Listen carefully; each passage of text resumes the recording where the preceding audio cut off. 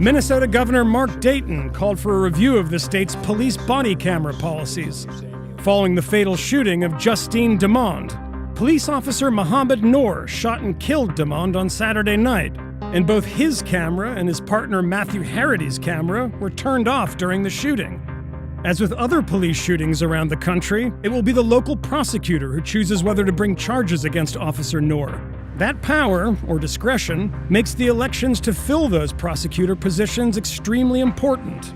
And that's why one billionaire international donor is putting big money into local races all around the country. In March, Aramis Ayala, the first black state attorney elected in Florida, said her office would no longer seek the death penalty. 3 months later, Kim Foxx, the state attorney for Cook County, Illinois, announced her support for releasing nonviolent defendants without cash bail. Foxx and Ayala are the latest in a string of progressive prosecutors who all have one thing in common: backing from the liberal billionaire George Soros. Since 2015, Soros has funded 14 reform-focused candidates in local district attorney races, including primaries, across the country.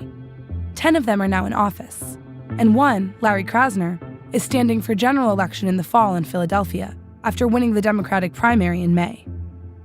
Soros' contributions flow through state-level PACs that all share the Safety and Justice moniker.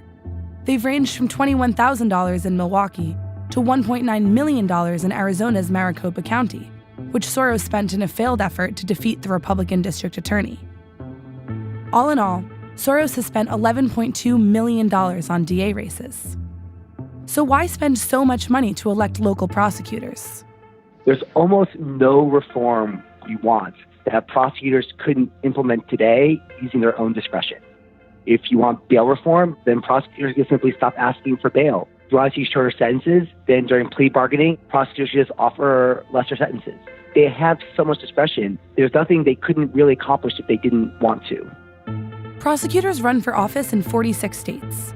And historically, the easiest way to win election has been to be tough on crime. The politics of punishment are incredibly strongly stacked in favor of being punitive. This is precisely what Soros wants to change.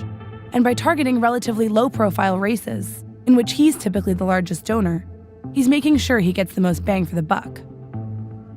Pfaff says that if Soros wants to make the most impact, he should focus on prosecutors in rural areas, like Mississippi's Scott Colum, to whom Soros gave almost $1 million. The high population counties have been decarcerating and becoming more progressive in criminal justice matters for years. Less urban and more rural counties have been becoming actually tougher.